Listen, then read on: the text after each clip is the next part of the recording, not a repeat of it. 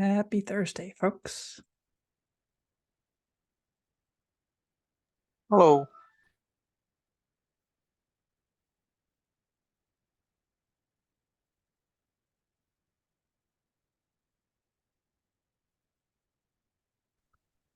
We need some updated diagrams, I feel like. It's like trying to work on some of the wording. It's like references, like, hey, here's an old diagram. Old. We're still using the dot file. DOT, not. We can probably move some stuff into like the distribution spec using the what's that new thing in Markdown they have support for? Mermaid. Yeah, the Mermaid JS stuff's like pretty good. What I want to check on Mermaid is how our PDF exporters support it. So we have exporters of both PDF and HTML, the specs when we do a release.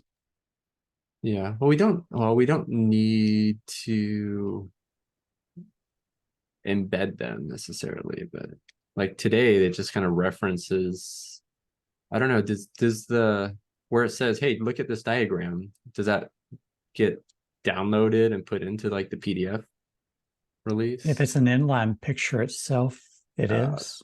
I don't think it is. I don't think, do we have any inline pictures? We've got some stuff out there. I'd have to go do some digging to pull them all That up, would be interesting though, if the Mermaid JS stuff could just render, if it just renders nicely. I don't know what tools actually, it's probably like a specialized tool for it. Just doing it today. I suspect the tool we have for doing the PDF exports predates Mermaid. Oh yeah, for sure. I'm just saying it's not like a GitHub tool, some other Markdown tool, right? Yeah, it's. You can just like right click the MD file and just say print to PDF. Of course not. What do we have? Oh, I'll pull up the image specs. That's the one I'm a little bit more familiar with. Looks like a custom version of Pandoc. So might work, might require an upgrade. Yeah, I think we could at least get some better specs in there. I mean, even if it is Mermaid JS, we could always just like print it to like an embedded JPEG as well. I think, yeah, the Mermaid JS is nice for pull requests and reviewing, I think. Yeah, because what we've been doing in the image directory, we've got DOT files. So there's a media type DOT that then gets rendered into a media type's PNG. And then that gets included into various locations. I have to go dig to see where it is.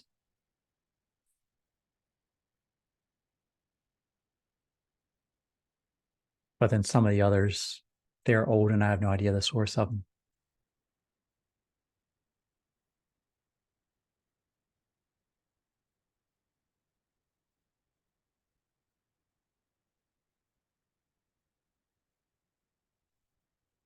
So I think one of the items that we've been going back and forth on last time that we might have wanted you for, Derek, was rejecting the non-existent subjects. Yeah, well, yeah, I was working on a wording update for that, and I noticed there was that pointer to an old diagram there. I realized, yeah, we update it. We should update the diagram to kind of point to how the references look in the like Merkle tree and like where different parts of the overall diagram, like which endpoint you use to fetch them and stuff like that. I think that might help visualize everything.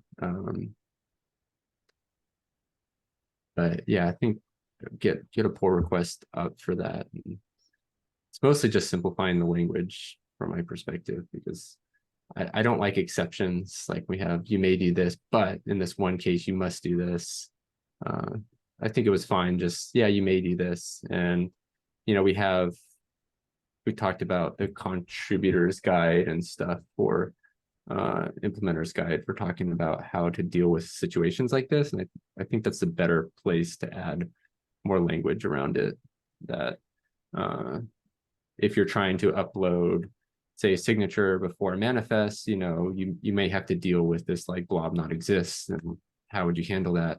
If you want to do a transaction, here's how you can kind of fake a transaction, or until we get some like real first class way to do transactions. And I don't see John Johnson here, but I know the question that he was asking last time was coming down to a comment in there that was said that trying to make this so that we don't include that in the Merkle tree, that we allow this to be uploaded in a different order, was going to cause some significant server-side performance issues. And I think there was a request to try to get a better understanding of what exactly that was, why it was. And from the hub side or from their side? I think from the hub side. I think it was more, Bjorn may have better background there, but it's more related just to the data model, using foreign key references to handle the relationship and the way the garbage collector and everything is strongly linked together. Whereas if you have this floating data that you have to go in and like look up and link in later, it's much more inefficient. Yeah, that's what it was. It's just that Hub is operating on a scale of the tens of petabytes of traffic and the high single digits of petabytes of content. And as I understand it, I mean, to be frank, I've had it described to me and shown to me that it's kind of held together with duct tape at times with as far as the metadata goes. The issue is mostly that as things exist today, without essentially re-engineering the entire metadata and content discovery layer, I mean, essentially the entire data model, it's pathologically slow to try to resolve those references with the referrers API or with the tag schema. And then, it, like, in theory that could be overcome, but nobody's done that at hub scale. Like, it was recently observed to me that the distribution spec was designed around the original distribution implementation, which does have this strongly connected graph. So, it might be possible to revisit those assumptions, but it's not been done at this scale before with this specific API. So, there's unknown challenges there beyond the resources that would entail. Yeah, part of me is wondering, does it really need to be a foreign key? I think it's more like that's what it is. Like that's what it is today in terms of the Merkle tree. I mean, I don't know exactly. But I think what foreign the key would be foreign key would just be like the like trite, like, to convey the concept. I think, like, I don't actually know 100% what it looks like on the back end either. I haven't looked closely enough at the metadata service, but from a practical standpoint, it is that to quickly do an indexed lookup of the related content is established during upload time. And if it's not established during upload time, a query over a very large data set has to be done to find the content. And that makes it expensive. So, like, it's not, I don't know whether it's implemented as a foreign key, but from like a abstract standpoint, it's as good a term to refer to it as any. I mean, we could just say strongly bound, connected graph, like those would also convey it. So it's a query over a large data set if you think of it from across all of Hub, but you're scoping that query down to an individual repository where you shouldn't have tens of petabytes of manifest sitting in an individual repository.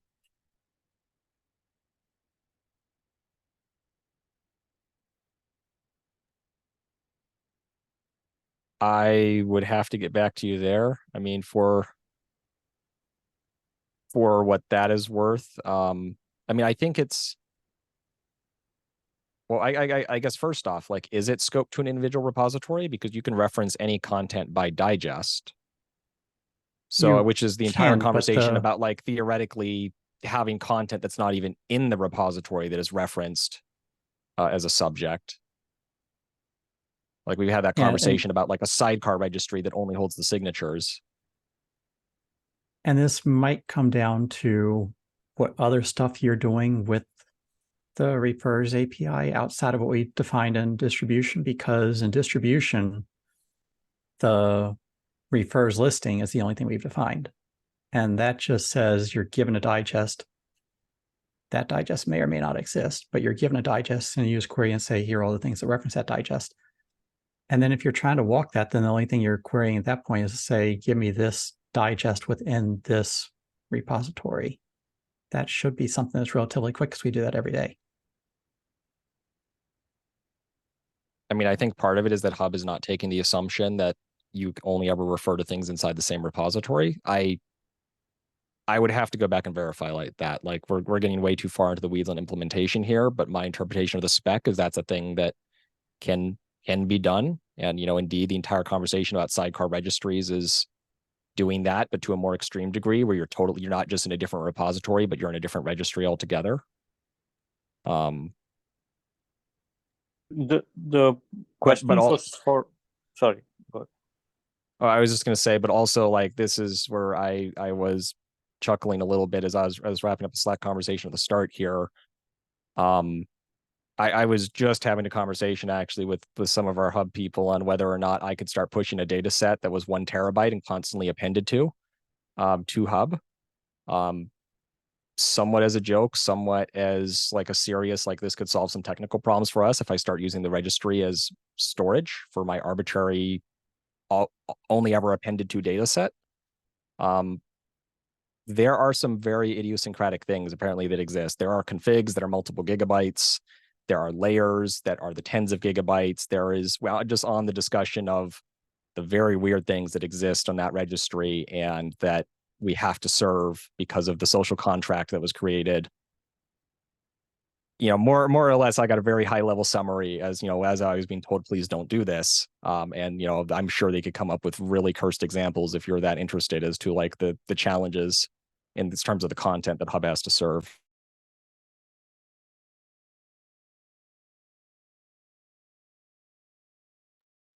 Ajay?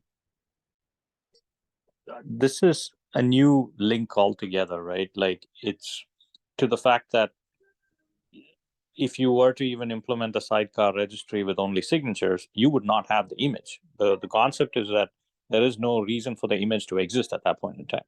So except for the refers API, right? Like this would be kind of an academic discussion from a registry implementer standpoint, except for the fact that there's an API to follow those relationships specified. So the refers API, I mean, at least what we've been thinking about, or at least what I've been thinking about, is that if you push a signature, you should be able to query the refers API to tell me the signatures for that digest. Whether the image exists or not is a separate relationship altogether.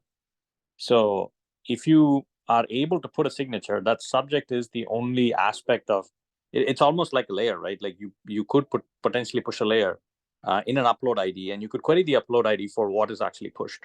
So I mean, this would be the same as like I want to discover what configs reference a particular layer blob. Like I'm trying to work that backwards, right? Like that's essentially the same query. But I mean, doesn't that run into the same problem of the data set being unbounded? Or just very large? Because if I am taking an arbitrary digest and trying to determine every single thing that's in this registry that references that arbitrary digest, definitionally, I have to iterate over every single thing in the registry and check whether it references that digest. I would scope that down to everything in the repository. That's the way we define it so far. So not across the entire registry. So so like in the refers API, because it's scoped to repository, so we're thinking of only discovering things in the same repository, or the same. Yeah, we treat it the same way. You've got multi-platform manifests, the same way you've got layers of an image. All of those blob descriptors, all those refers references between all of these different pieces of data, they're all scoped to that repository. I don't want to open up the garbage collection discussion again, but that always comes up when you talk about dangling content like layers, or in the case of references. I mean, it's up to a registry to decide that. The registry can reject that data, or the registry can garbage collect it at that point if the image doesn't exist.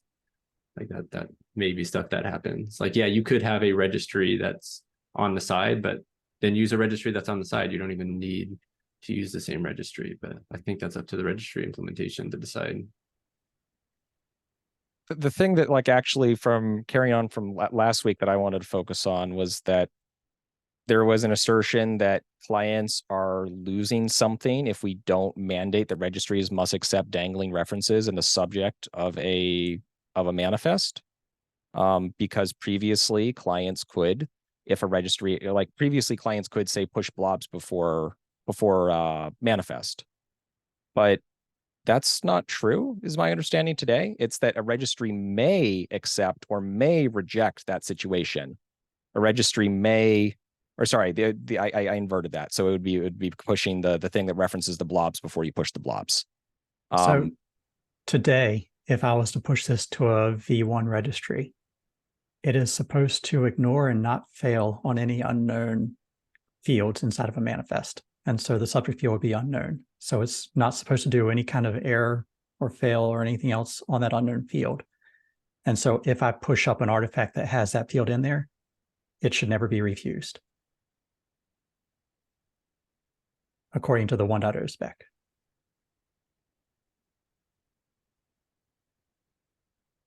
Or at least it shouldn't be refused because of the unknown field.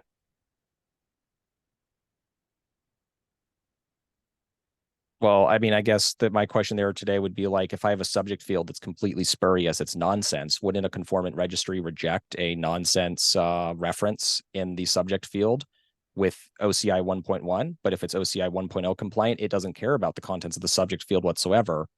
Like, this feels like I mean, we do, data validation is specified. This just feels like another aspect of data validation with that new field. It is, but to a level that we hadn't really considered earlier.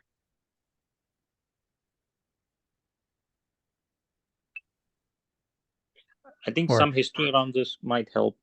We kind of rejected, or rather didn't go down the hole of transactional APIs because we agreed that we could push the referrers before we push the actual image as a scenario. Otherwise, if that scenario did exist and we agreed that, yes, we want to be able to push the signatures first, maybe the transaction API would have been the solution, but it was way more costly for the working group at that point in time. And I think that decision, or that set of conversations, was how this decision came about, just to give context. So if we say that we want to make this a May, I think we also need to acknowledge that we don't have an answer for how can you push your signatures before you push an image. The spec does not guarantee that, or at least the conformance test cannot guarantee that. That's the call out we will have to make. Yeah. I mean, I think at least for me, I think that's always been very much in scope with this discussion, and that was kind of why the suggestion of a follow-up on considering transactional APIs for a future version of the spec. I mean, my assertion has been that this solves some use cases, but it's kind of in an incidental way that imposes a burden on the registry implementation, and it's somewhat dictates what the implementation has to look like. So it's certainly, certainly it's something where clients, if they want to push things first, would have to do more work. They would have to determine if that's possible. They'd have to determine how to communicate to a user exactly what they did and how atomic that operation was.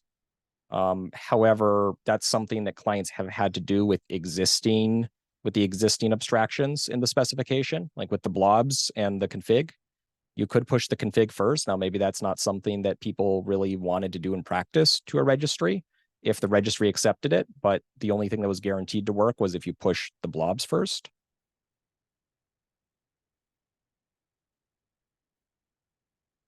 But it does feel weird to me that, there is this carve out specifically of like, all objects must be pushed such that references are valid to be guaranteed that pushes are accepted. Otherwise a registry may reject. So you could push things out of order. A registry may choose to accept that or may choose to reject it, except for this carve out specifically around subjects. Yeah, but the carve out was done because the people that are implementing this are interpreting it differently than the way you're interpreting it. They are interpreting that subject as drawing some kind of reverse pointer. And so the signature is a child of the image, not the image is a child of the signature, from the perspective of the person that's implementing this from tooling and other stuff. Not from the perspective of the Merkle tree itself, but just the tooling. Right. But I mean, with the signature being a child of an image, something still has to be able to put those two pieces together and to make that, you know, that to establish that relationship, to make that query. That's where same thing we do today when you push a layer. You have to have the layer before you push the manifest. Something has to make that connection between the two. Yeah, and the whole idea with the Merkle tree there is, I mean, the whole point of using the Merkle tree is you validated that digest is correct. It's not just some random garbage data or some random digest. It actually represents something real. So I think that, yeah, there's a lot of reason to stick with the Merkle tree approach, but I think there's still a difference here between like individual API calls and what those individual API calls support and kind of their definition of these different workflows. And, you know, I think, you know, we can put some effort into defining these workflows and how to, I mean, you can get transactions today with the existing API endpoints, just not with a single endpoint. You can push by digest and you can push by tag when you're done. Like there's ways you can do that today. That only applies if you assume that the tag is the final thing. You're not necessarily always pushing a tag with every manifest. And so if I push a multi-platform manifest and I'm pushing signatures and other kinds of data on there, and in the middle of that transaction, something fails, maybe I hit a rate limit, maybe I hit some kind of auth issue, maybe my server crashes. At that point, when I restart my synchronization, I start copying an image from one registry to another, and I hit that manifest I've already started to push, but not all the refers. I'm now in a state that I don't know. I don't know if I push the refers or not. And now I have to recursively go through and push every single refer all over again, just to be sure. If not push, at least check. And that's a recursive check. And so it's not just the signature, but the SBOM itself might have a signature on it. So I have to go through recursively for all this stuff. So it can get to be a very deep search just to make sure that I didn't crash in the middle of that last push. Is there interest in, I'm just throwing this out there. Is it possible to follow up with a transactional API that does not use this clause? For example, right now we say that you should be able to push referrers. Instead, if you had a transactional API, you would push the manifest, the reference manifest using that, and then finally put the image in some way. So that way you don't come across, like we can have this as a part of the spec so that others can also benefit, as well as Docker Up can implement directly the transactional API if you want to. So that way we don't have to, we can still have this clause as is. So people who want to implement it this way can go this route. But if you want to go with the transactional API, go through that. Because either way, the garbage collection is a problem, right? Like you still have the same issues. So I'm just throwing that out there. If folks want to go down that route, and because it's one single API that we're talking about, we don't have to kind of like define the data model. We don't have to define much other things, but you pretty much have something like an upload ID bucket on which we can stick all the referrers to, and then we can light this up as a final commit put on the manifest with that upload bucket ID. I mean, is there a possibility to think about that? To be clear, you're suggesting that we take the relaxation of the language here to not make a carve out for subjects, and then suggest that the follow-up work would be defining a transactional API where validations only occur during the commit. So you can upload multiple things and then they only go live during commit. They're only validated for whatever connection during commit to support that push everything atomically use case. Can we go the other order? Can we leave the language in as it is today and then add a transactional API that says that if the registry supports this, you need to implement it according to the transactional API, and then the registry is allowed to enforce? I'm thinking. I mean, I don't think that solves the problem for Hub? Because isn't that, I mean, if we leave it as is, that's just saying that, I mean, that's essentially just saying that Hub is never in its present state going to be conformant. Will have to be re-engineered significantly, is my understanding, to support such a data model. My fear is that Hub would never implement the transactional API, and so we're in a state where I would never be able to verify that my artifact is there. We could say that the conformance does not can support either one of these parts, right? It doesn't have to be that it has to support only one part.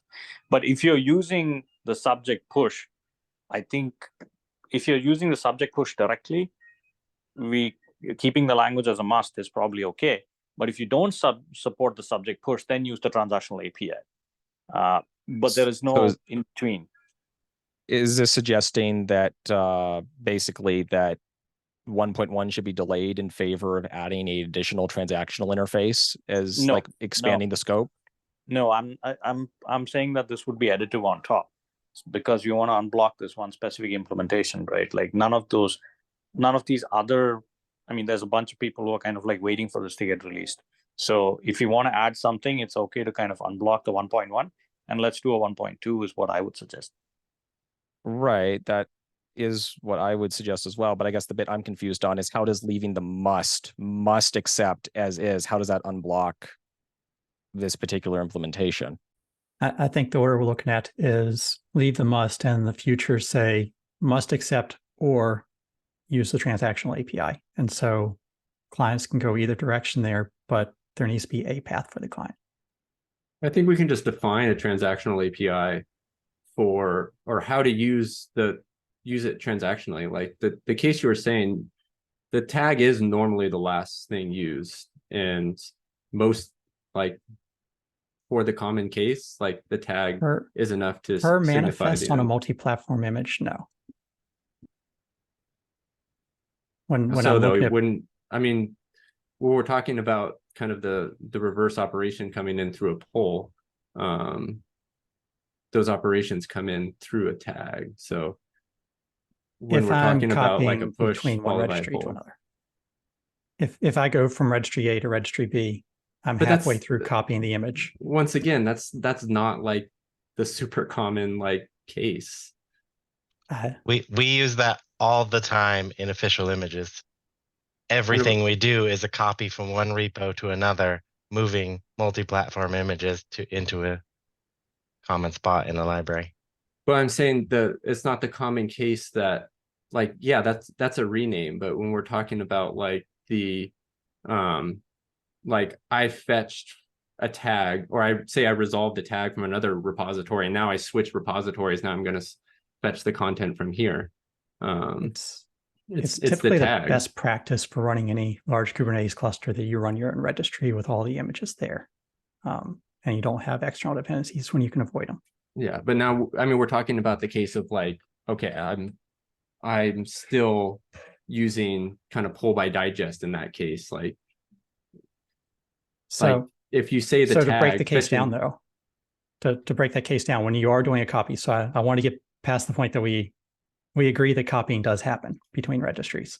So copying does happen, yes. So in that scenario, if I'm running some kind of mirroring tool and I'm copying images from A to B, if it's a multi-platform image, if there are refers inside that multi-platform image, and I'm halfway through doing that copy, if I break halfway through, the tag wasn't the last thing per manifest. The tag was the last thing on the index. But when I go back and catch up with wherever I am and I see that the manifest is already there with that digest on the target registry, do I skip at that point, or do I have to go through and recursively check and make sure? The catch-up case though, what I'm talking about is like data availability. Data is not available until the tag is there. But you're talking about like I uploaded something and then oops, something happened in between, and now I have to restart uploading everything. But yes, I don't see how that's the case I'm worried breaking about. Us here. It breaks me because I don't know when my broken copy. I don't have a database of saying here are my broken copies. So if I don't have that consistency built into the infrastructure, every single copy I have to go through and do a full recursion of everything. Just one other thought I have is like on the topic of manifest lists. I mean, unless I miss something in the spec, which is possible, but I can't find it. There's no guarantee that if I have a manifest list referencing a particular platform specific manifest, that will remain live unless I also push a tag. As I understand it, like a registry probably won't garbage collect that, but there's no guarantees unless I push a tag that directly tags the underlying manifest that things will remain live. But I'm still consistent at that point. My fear is consistency. So if the registry does do a garbage collect of that manifest, I've verified the manifest in there and I push it again. And so I thought have is more like in the consistency. case of what I'm specifically trying to get at is the like where we're talking about tags may not always be applied to every single manifest, because what if I push a manifest list that references child manifest and I only tag the manifest list? I don't think that's necessarily the case. Like, it certainly wouldn't be best practice, because unless the registry makes a guarantee that out of band that it won't garbage collect you, the only sane thing to do is to tag the individual platforms. I think that's what Docker official images does, for example. Doesn't it No, tag? No, we only tag the manifest list at the end. Like we But have do you ever- individual images tagged separately in other or individual architectures tagged in architecture specific repos. But when we're copying it to that final library destination, we copy by digest and then add the manifest list, and it gets a tag. There was a right, but that's what I'm long-standing- saying is that there is a tag in the registry. It's in a different repository, but there still is a tag pointing at the same underlying blobs to keep them live. I don't know that Docker Hub cares whether or not, because we can grab anything by manifest even after it's moved on to a new tag. All things are meant to stay. From a practical standpoint, I don't long-standing- think the garbage collection actually happens. But from a like, if you were to look at the language of the spec and what guarantees a registry makes about the liveness of your data is what I'm trying to get at. The description that you have of every manifest needs an individual tag was a long-standing bug in the garbage collection of distribution, where they implemented the way you described it, and a lot of users complained. It was a big foot gun. Yeah, I mean, still from reading the spec, that is, I mean, it's not, there's no explicit guidance on it, but it's what strikes me as best practice just by reading the whole. I mean, again, maybe I missed something there, but I've done 2 passes in the past and 1 now, and that is what I infer is the same thing to do in absence of specific guidance, which doesn't really address that topic. We never defined garbage collection in the spec, and so this is all gray area. That sounds like we need a transaction there too. Yeah, I mean, I would think that conversation would be relevant to garbage collection and transaction, because the spec doesn't even guarantee today that if I upload a blob, that blob's still going to be available when you upload the manifest. There's an assumption that the registries will kind of hold on to it for you for a little bit while you do that. So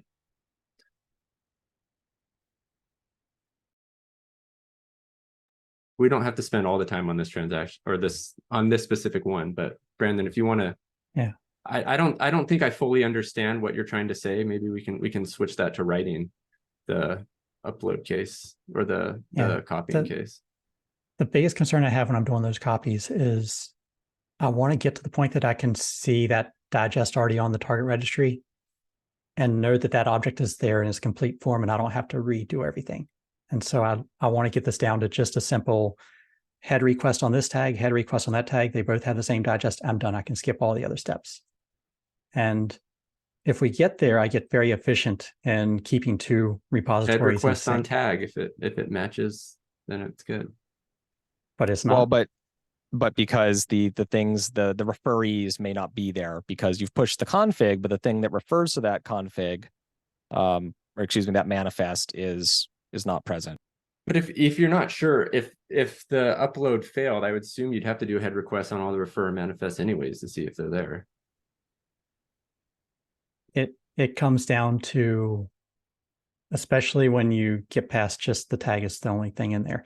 When you go recursive to a manifest and you're looking at just 2 different digests on 2 different registries, if you can't know that all the content is there when you're looking at that digest and seeing the same digest on both registries, but you don't know that all the content for that image is there, it turns a very simple check into a very expensive check on every single image.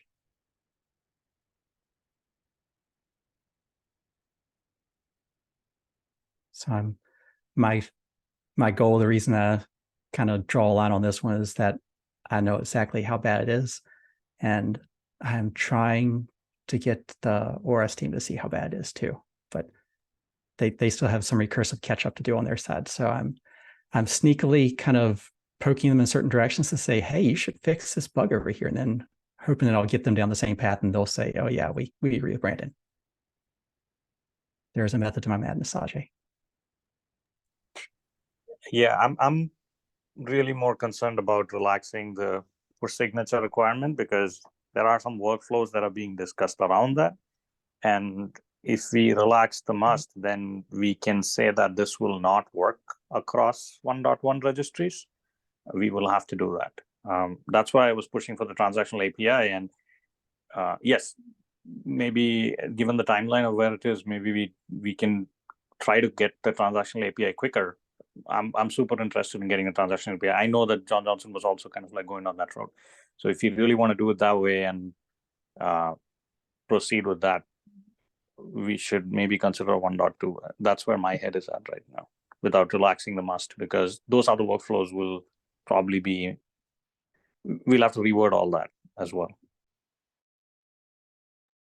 So in this world, presumably it would be the must would remain in 1.1, and then 1.2 would say, if a registry may reject, but if it does reject, it must support this transactional API and this alternate workflow, so that you could try to push signatures first, bounce off, and then use the alternate API, or just use the alternate API in the first place. Yes, same way like the tag schema is like, if the subject field doesn't work, you go to tag schema. So if we would say 1.2, we recommend to use the transactional API, and then if you really don't have that support, maybe you use this. Or if that doesn't work, then go to the tag schema. So you have a clear fallback mechanism. But I would say if we kind of move our heads forward, 1.2 is the way to go. And then we have everybody try to implement 1.2, but that way, and the conformance test for 1.2 would pass, right? Like if that's what you're kind of aiming at, and not use the push the subject before the manifest semantic. I mean, I think what you're saying makes more sense with the transactional API, as in the must only makes sense if there's a transactional API, but outside of a transactional API, it doesn't make sense today. Like if you have a transactional API, then sure, you can relax the ordering. So that opens a good question there, which is, if we have the transactional API, you're comfortable with the must? Because then we can just say 1.2 adds the transactional API, and then everybody's happy. Yeah, but the must can't be in 1.1. So the question is just whether this is a block or not, is like Docker Hub, let's just say for the sake of argument, Docker Hub cannot change. So the question is, do we want to go with something that we know the largest implementation will be unable to comply with, and plan to fix it in a future release so that it can be conformant again? Or do we want to not break user expectations, because Hub is going to be mostly 1.1 compatible except for this one point. So it will just be awkward. I mean, from a practical standpoint, a registry could reject you is still going to happen in practice. It's just whether or not that is considered conformant with the spec. And Hub being the gorilla in the room there is the possibility that despite what the spec says, client authors are going to start handling that special case anyway, because their users will be very confused. That's definitely a fair question to ask. And I think that's exactly why this issue was kind of raised. So I really appreciate that. And I think that's a fair question. But I also want to call out that there have been many portions of the spec that Hub has never been conformant with, right? So I think the fact is that conformance is one way to kind of look at it, but do we want to go down this path? Do we want to kind of like delay the release? Those are other questions also that we should ask along with this. So just kind of like saying that one, like say, for example, ECR was never conformant with the full OCI spec. They never expected extension property. So the conformance is one angle to this, but if you relax this, then we should probably delay the release if you want to be conformant in other angles as well. I would say that conformance to kind of some of those edge things is not the same as like conformance to like the basic push and pull operations. Like push and pull are kind of the main points of the distribution spec, and everything about extensions and image management's always been kind of secondary features in terms of like conformance, because yeah, clients are going to spend most of the time figuring out how this flow is going to work for push and pull, since that's mainly what the registry is used for on a day-to-day basis. So I think, yeah, it's a complete blocker, I think, if the push flow is broken from the biggest registry perspective. And yeah, it's not just like it's just another non-conformance point. Well, but and then I guess the counterpoint there, I like to play devil's advocate a little bit, would be that we've knowingly done things when other registries are out of compliance. And so like, it's all well and good for 1.1 to finally be the flag day where everybody's in compliance and passes the conformance test. But people have dealt with the ecosystem being a bit fragmented and idiosyncratic before. We just had this discussion last week about Quay and pagination and accidental changes to the spec that are misleading. But all that aside, like, things have been broken in really fundamental ways, in really subtle ways before. And so this is not the first time, nor will it necessarily be the last time, even if it would be nice to say, like with 1.1, it's a clean slate and everybody's passing the compliance suite and everybody is alone. But by adding a must there and then saying, hey, it's not a big deal, then it completely, like, to me, it degrades the meaning of must and the meaning of the spec if we do it that way. But I think I share Sajay's point view, which is that I appreciate Docker Hub being here. I want to see you get to that conformance state, but knowing the history of how we've been fragmenting the ecosystem so far, I'm also comfortable knowing that Docker Hub's still going to take some time catching up. So far, I can't push refers there today with 1.0 backward support. And so I've just known that Docker Hub is one of those registries I'm not going to get support on for right now. It's, to me, a good incentive to get 1.2 out quicker and to define whatever that transactional API is quicker.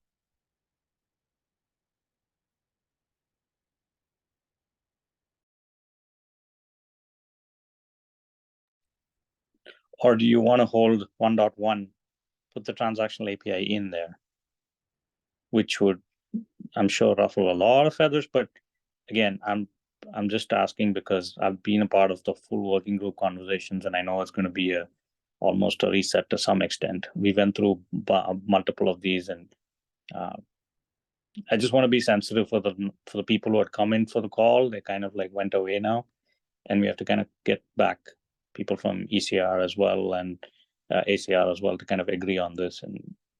And yes, we can do that. I'm not saying we cannot do that. I just want to be conscious and sympathetic to them also. But like the obvious thing is that we would love that if Docker Hub implemented it, then yes, everything just works. But if the transaction API is the one thing that we need to sort out, we should probably do that soon and have that as the path going forward. But should we reset what we were planning to do is the other question.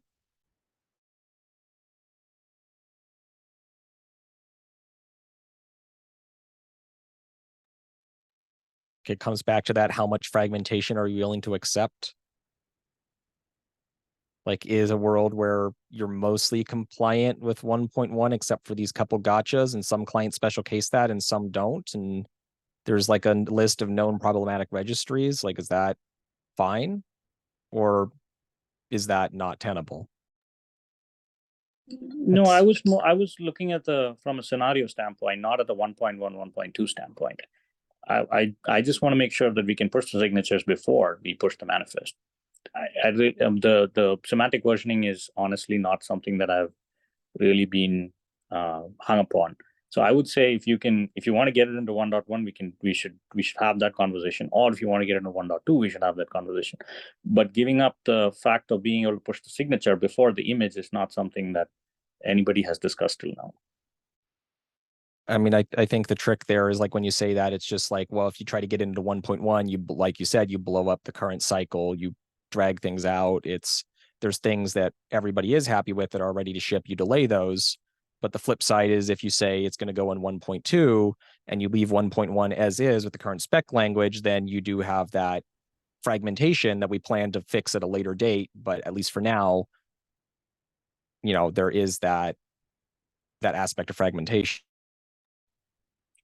Yes. And I want to acknowledge that. I don't want to say that it's the best place, but and it hurts people, right? Like in the sense that we'll have to implement a new API either way. So, but the scenario doesn't work. So the point is just to kind of respect the fact that the working group died down, or we have to reopen that and then say that, okay, we're going to drop the scenario is the other way to kind of go about it. So, to be honest, I'm okay if we want to do that, but we'll have to get a bunch of people back. That's kind of why I'm hesitating to block 1.1 and then kind of like go with 1.2, or just hold 1.1 till this makes in both ways same cost. It's probably late is kind of what I'm trying to say, but we're in a tough spot. I'm with everybody here, honestly speaking. So, but how do we make sure that the scenario doesn't fall through is kind of where I'm at.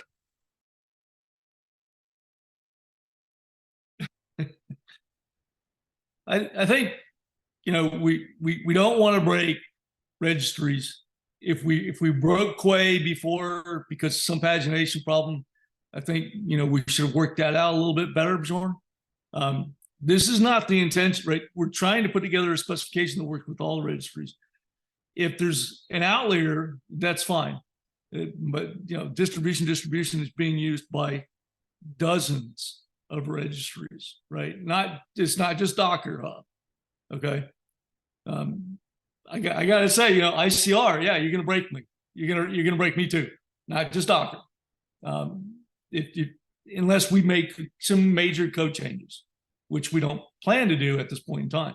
So, and the other thing I'd like to mention is this is not the place where we're supposed to be voting on things. This is a place where we want to discuss things, right? The vote for this is in the distribution specification. So that would be the maintainers that would need to vote on this. I would lean towards a may with some should with some documentation that explains the pattern for when it is must handled by certain registries, and for others that can't implement that because of the reason that Derek mentioned, then in that case, we should probably try to come up with a pattern that would be successful for them as well. I get it, Brandon. You're going to have to do the verification, and it's going to be more expensive when you're doing a copy, right? And we can highlight that, right? In the spec, we can say, okay, and because we don't have transaction stuff yet until 1.2, and I don't think we should hold off. We need to get this out the door. So I basically have to drop support for copying images from Docker no matter what, from Docker Hub, no matter what. From your client? Because whether or not we say may or must. If we say must and Docker Hub just says we're not going to support refers, then we lose that support over there. If we say may, I now make it much more expensive for every other registry, and I have to drop support for Docker Hub even when they support this, because I'm going to hit the rate limit. I'm going to hit the rate limit on every single image copy, just about. Rate limit's a different issue.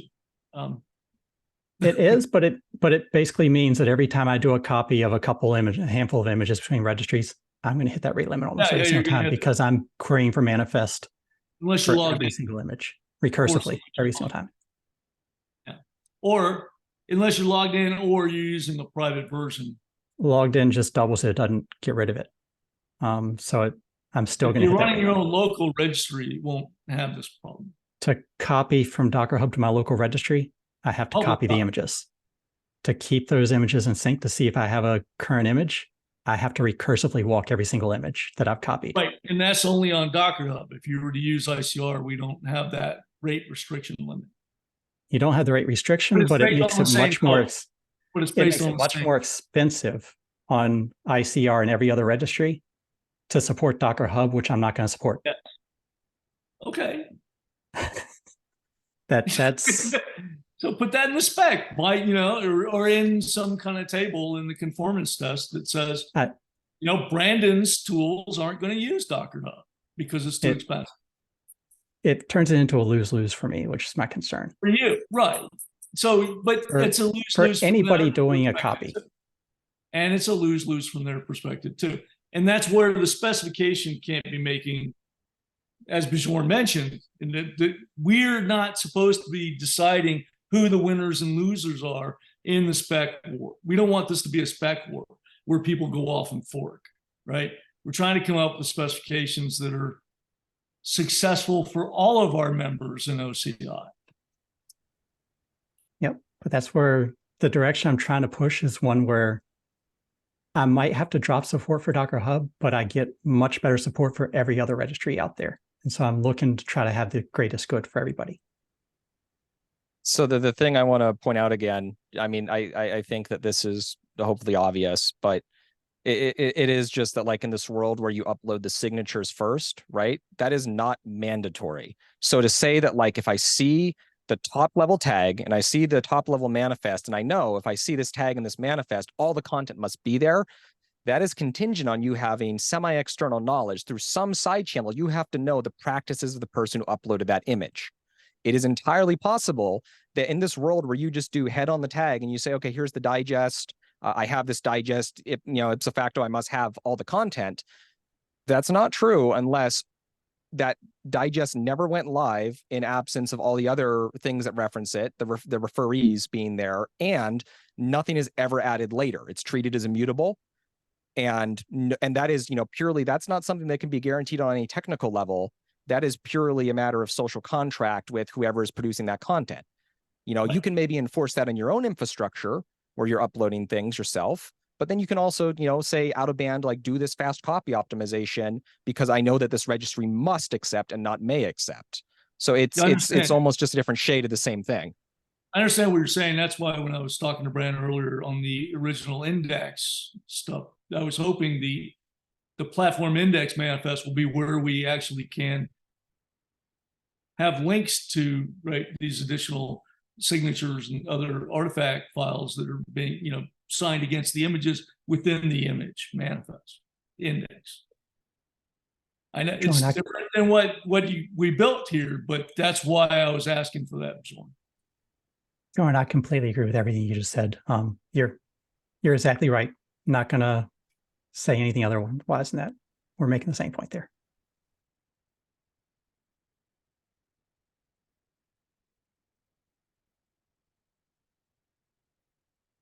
So transactions 1.2, is that where we're at on this, or? I mean, I think that's the thing everybody's aligned on. A limp mode on copy? Is that basically? I think we agree with the destination. We disagree on the path we take to get to that destination. Okay.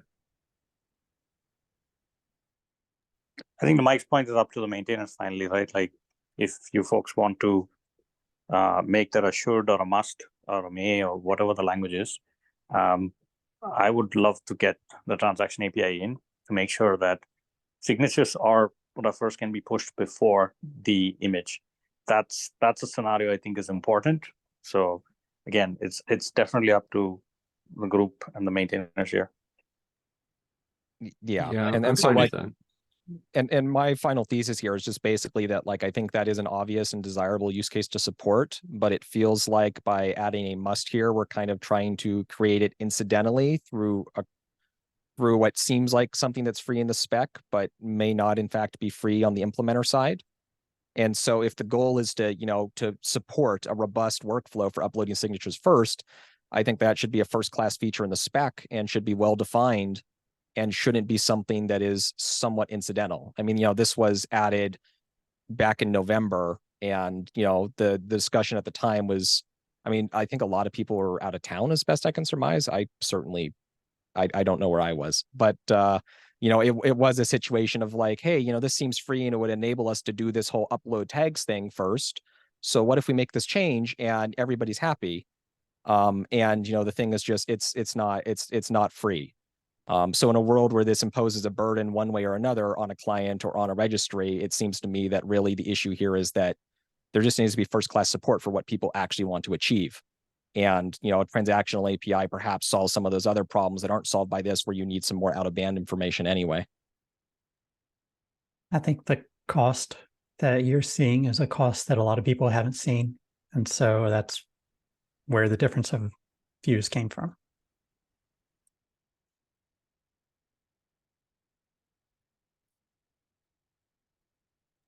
I didn't mean to show up and derail the No, we whole wanted you to agenda. show up and hit some of these issues. So I super appreciate you being here.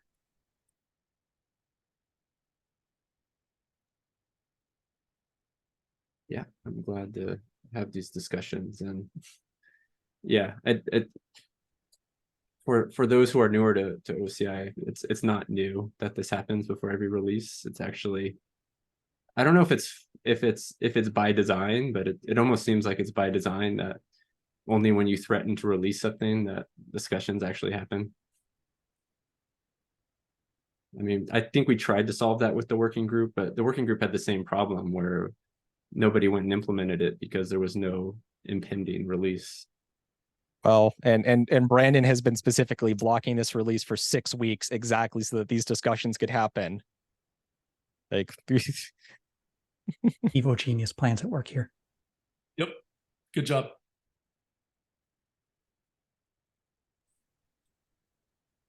Yeah. Getting people to actually implement this stuff does make a huge difference. I had a bunch of other stuff on the agenda. I am perfectly fine that we skipped it all and just dedicated this whole meeting to this. This was a very useful use of our time here. Yes, The tag listing, which is going to be a rehash. Reference spec is an interesting thing. So if anybody hadn't looked at that, feel free to dig into that. That came from the mailing list that people are asking for that. And RC5, Sajay, I'll chat with you offline. I'm intentionally dragging my heels, but not blocking. So yeah, that's only for another RC tag, so it's fine. Yeah. I have probably an open question. Given that this issue wants to change it to a must, can we also make sure that we start out the transactional API discussion?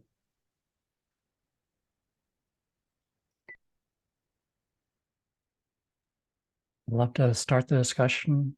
And is that going to be something that's small enough that we can turn into just a PR, or is that going to turn into a full working group? I think it has to be a PR. I mean, it could be. I mean, no, I don't think it's full. It's basically a scenario from the working group, right? So maybe a PR might be okay. That's my take. I think we should discuss it or try to get something in terms of workflows today and see what we're missing and what, because I'm still not quite sure. Like I still look at things as like individual like API calls sometimes. So I think it's good to like be able to see what folks are thinking in terms of what that interaction actually looks like.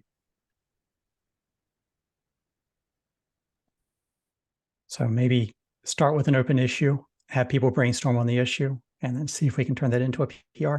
And if it spirals out of hand, we turn it into a working group.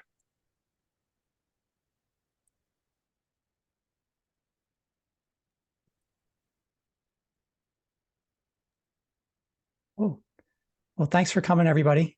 This was a good use of my time, at least. I don't know for everybody else, but I appreciate everybody for being here. I'm super appreciative for that. Thanks, Till Mark. next week. Thanks, Dirk. Cheers, Portugal. Bye, Sanjay. Thanks, all. Awesome.